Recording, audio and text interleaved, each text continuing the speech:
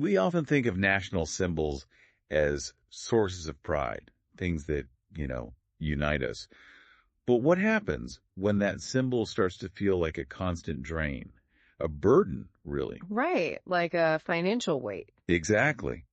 Today, we're doing a deep dive into Lankan Airlines. It's the national carrier, but it's also become this significant and frankly persistent financial challenge. It really has. We've spent time looking at recent financial reports, analyses of past attempts to sort things out, and the current operational data. And what's the goal here? What are we trying to figure out? Basically, we want to understand the core reasons why Lankan Airlines just keeps struggling financially, despite all these efforts over the years to fix the problems. Okay, let's unpack this then, because the story our sources tell, it's not really about a recent slump, is it? Not at all. Lankan Airlines, which started as Airlanka way back in 1979, it has a long history of financial difficulties. But here's where it gets really interesting, at least for me. The sources say it hasn't actually turned a profit since the government renationalized it back in 2008. That's right. 16 years, give or take.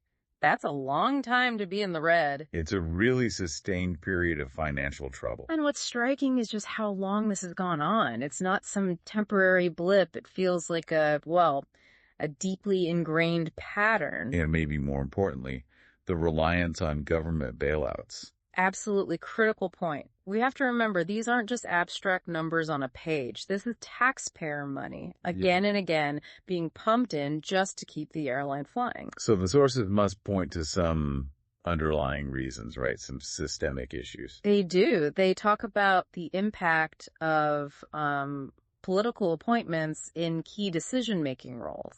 Which makes you wonder if pure financial sense is always the top priority in those scenarios. You have to ask the question. And then there's mention of non-transparent procurement processes. Right. That immediately raises red flags about potential inefficiencies, doesn't it? Maybe wasteful spending. Well, if you connect the dots, these kinds of factors can create an environment that's, ripe for inefficiency. The data also suggests the workforce is too large for the actual operational needs. An oversized workforce. Okay. Any specific numbers that jump out? Yeah, there's one statistic that's quite concerning.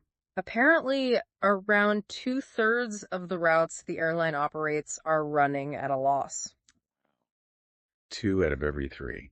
That really highlights the scale of the problem, doesn't it? It does. And there seems to be this recurring theme in the reports, a sort of continuous pattern of spending. Almost like there's an expectation that, the government will step in anyway. So the pressure to cut costs isn't quite there. It certainly seems that way.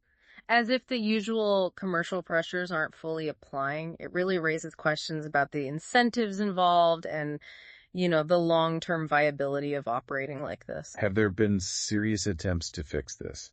Oh, yes. We've seen attempts. There was the appointment of a committee, remember, led by Mr. Whaley Amuna. It was supposed to investigate and propose solutions. Right, I recall that.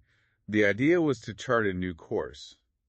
But what happened with the recommendations? Well, the information we've seen suggests they've largely remained unpublished and, crucially, unimplemented. So it's like getting a diagnosis, but then just ignoring the treatment plan. That's a good analogy.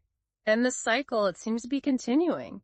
After some pretty disappointing first quarter results in 2025, there's now talk of setting up another committee. Another one. You can understand the skepticism mentioned in the sources then. How many times can you study the same problems without actually taking decisive action? Exactly. It tests patience, doesn't it? Let's look at the actual numbers.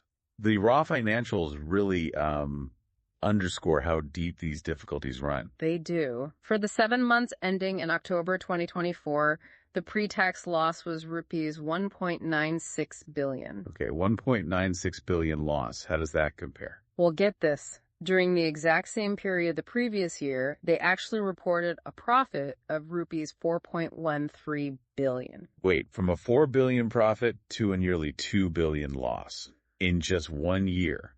That's a huge swing, a really worrying downturn. It absolutely is. It clearly shows a deteriorating financial situation. And when you look at the government's financial input, well, the reliance on state support becomes even clearer. How much are we talking? There was a rupees 9.8 billion equity injection just in 2024.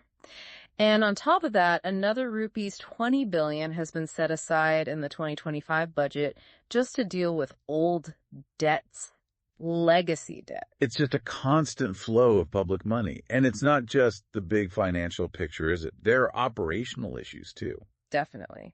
The airline is facing some serious headwinds operationally.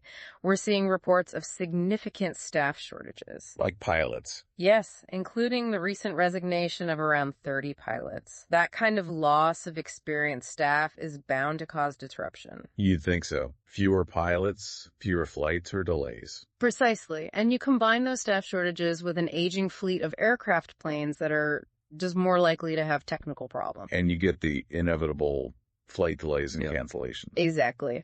Which doesn't just inconvenience passengers, it really damages the airline's reputation over time.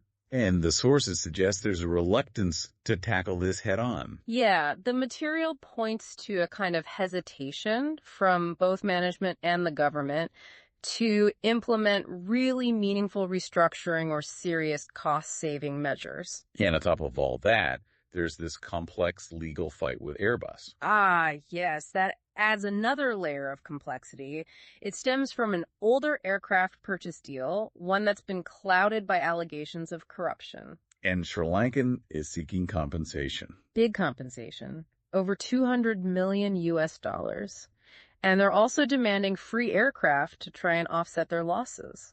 It just shows how past problems, potential mismanagement, or corruption can keep costing money long after the fact. It's a perfect example of that. A chain reaction where earlier issues directly contribute to the current financial strain. Okay, let's try and grasp the sheer scale here. Can we put some numbers on the operation itself? Sure. The airline employs over 5,400 people. It operates a fleet of 22 aircraft. And how many places do they fly to? 37 destinations.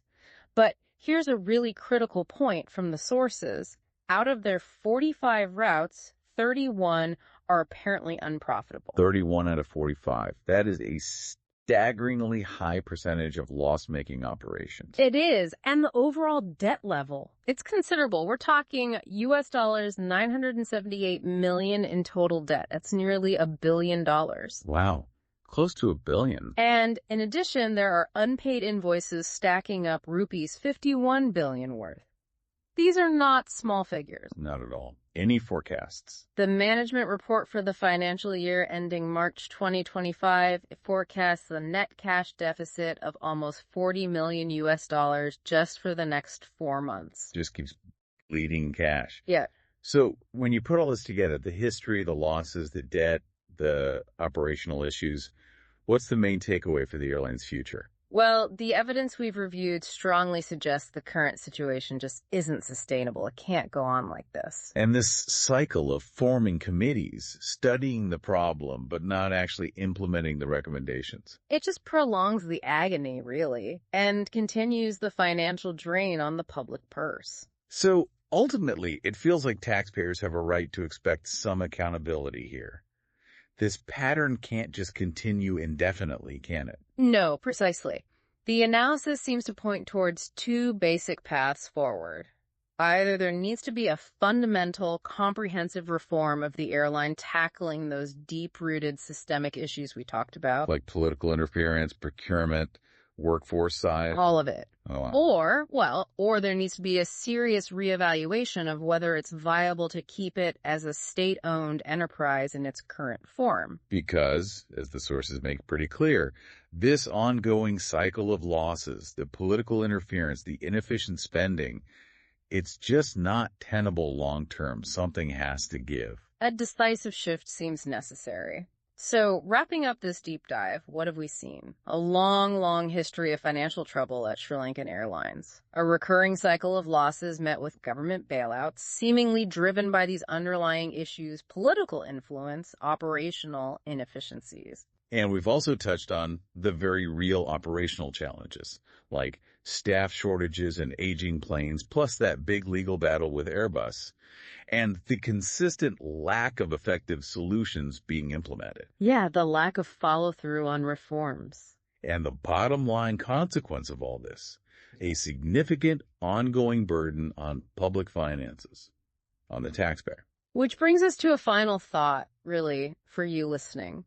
Given these persistent challenges, this history, and just the sheer scale of the financial drain, what kind of fundamental transformations are genuinely needed to give Sri Lankan Airlines a sustainable future? Or perhaps has the point been reached where a completely different approach is now unavoidable? It's definitely something worth reflecting on. Maybe look into some further analysis, some other discussions on this to really form your own informed view. It's a complex issue with no easy answers.